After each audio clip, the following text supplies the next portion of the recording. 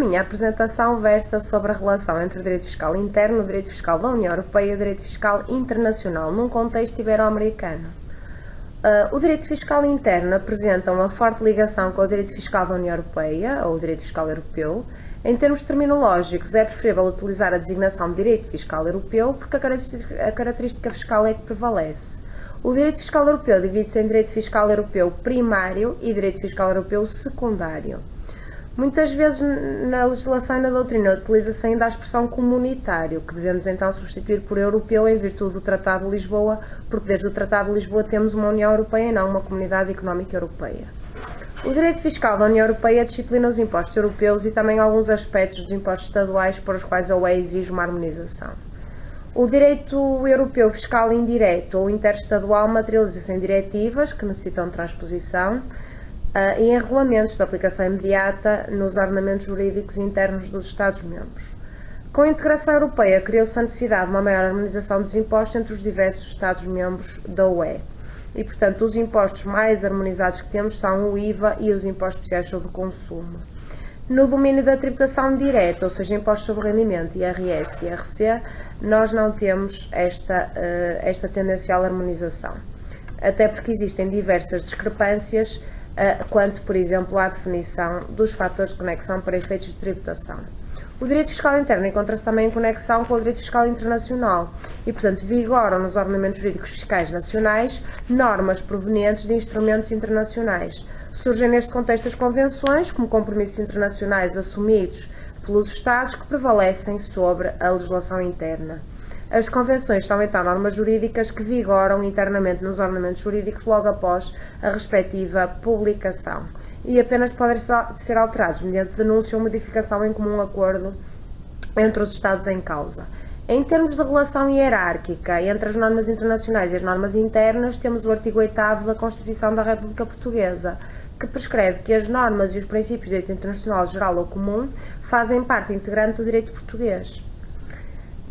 Quanto à compatibilidade das normas fiscais internas com o direito da União Europeia, verifica-se uma primazia do direito da União Europeia. O direito da União Europeia, então, sobreleva sobre as disposições internas. São várias as decisões do Tribunal de Justiça da União Europeia que atestam esta ideia. Portanto, caso um Estado viole uma obrigação constante do Tratado da União Europeia, ele pode estar sujeito à ação por incumprimento. Esta ação por incumprimento faz parte das ações que podem ser apresentadas perante o Tribunal de Justiça da União Europeia.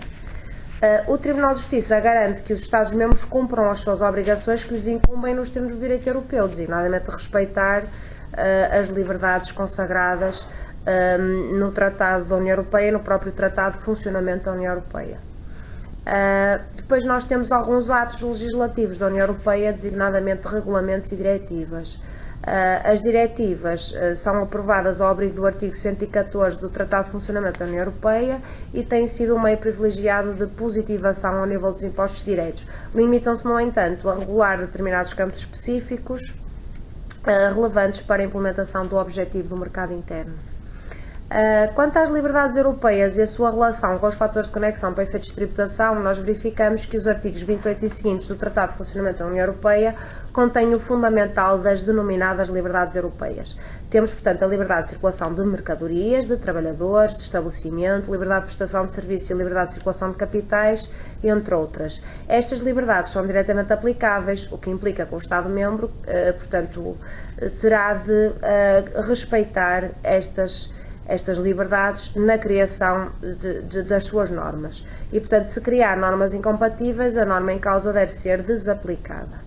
Em primeiro lugar, quanto à liberdade de circulação de pessoas, esta liberdade constitui a chamada pedra angular da cidadania da União Europeia, estabelecida pelo Tratado de Maastricht em 92, tem como base o Tratado da União Europeia e o Tratado de Funcionamento da União Europeia. A liberdade de circulação de trabalhadores prevê a abolição de qualquer discriminação com base na nacionalidade entre trabalhadores dos Estados-membros em matéria de emprego, remuneração e outras condições de trabalho e emprego. Ora, estas liberdades poderão acabar por ser, de certa forma, limitadas pelos critérios de tributação adotados pelos Estados, que definem fatores de conexão distintos, como sejam o critério da residência ou o critério da fonte dos rendimentos, ou então uma combinação de ambos, como é o mais habitual. Depois também temos a liberdade de estabelecimento e a liberdade de prestação de serviços. Estas duas liberdades garantem a mobilidade de empresas e profissionais na União Europeia. Nos termos da liberdade de estabelecimento não podem ser criados obstáculos nem pelo estado de acolhimento, nem pelo estado da proveniência do cidadão, tornando mais difícil o estabelecimento de não residentes, nem pelo estado então de origem dos mesmos, como eu tinha dito, dificultando então o estabelecimento dos seus residentes noutros Estados-membros. Portanto, é proibido dificultar o estabelecimento e discriminar entre residentes e não residentes. Também a liberdade de estabelecimento e a liberdade de prestação de serviços poderão ser limitadas pelos critérios de tributação adotados pelos Estados. Portanto, basicamente, designadamente ao nível da tributação direta, onde se inclui o imposto sobre o rendimento das pessoas singulares e o imposto sobre o rendimento das pessoas coletivas, a falta de harmonização leva, portanto, a que as escolhas dos cidadãos não sejam totalmente livres, portanto, a tributação difere de Estado para Estado e a definição dos fatores de conexão também difere, bem como a própria rede de convenções de dupla tributação celebradas, e por isso é natural que estas liberdades sejam fiscalmente de alguma forma limitadas, porque em termos de planeamento fiscal os cidadãos poderão não escolher ir para um determinado Estado-membro em virtude da tributação ser superior àquela que ocorre noutros Estados-membros. Depois temos a liberdade de circulação de capitais. Esta liberdade determina que deverão ser suprimidas todas as restrições à circulação de capitais entre Estados-membros e entre Estados-membros e países terceiros. A base jurídica para esta liberdade encontra-se prevista essencialmente no Tratado de Funcionamento da União Europeia, designadamente nos respectivos artigos 63 a 66. A livre circulação de capitais é a mais recente e a mais ampla de todas as liberdades previstas no Tratado. Inicialmente, os tratados não previam a plena liberalização da circulação de capitais, os Estados-membros eram apenas obrigados a eliminar as restrições na medida necessária para efeitos de funcionamento do mercado comum. Esta liberdade aplica-se não só a operações realizadas na União Europeia, como também a movimentos de capitais com países terceiros, portanto, países que não pertençam à União Europeia. É o artigo 63, número 1 do Tratado de Funcionamento da União Europeia, na sua parte final.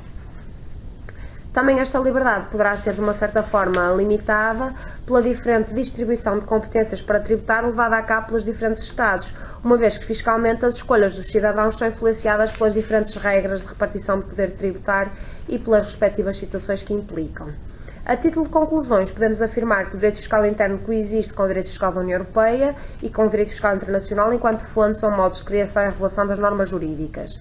Encontrou-se sujeitas a uma hierarquia constitucionalmente consagrada no artigo 8º da Constituição da República Portuguesa e, portanto, de acordo com a Constituição da República Portuguesa, os instrumentos europeus e internacionais sobrelevam sobre o direito interno. Portanto, quer dizer que as normas fiscais internas têm que estar em concordância com as normas europeias e internacionais. Face à falta de harmonização das disposições internas dos Estados-membros da União Europeia e à diversidade de fatores de conexão para efeitos de tributação, as liberdades europeias que referimos aqui poderão então encontrar-se de certa forma limitadas, o que poderá levar àquilo que a OCDE designa por concorrência fiscal prejudicial.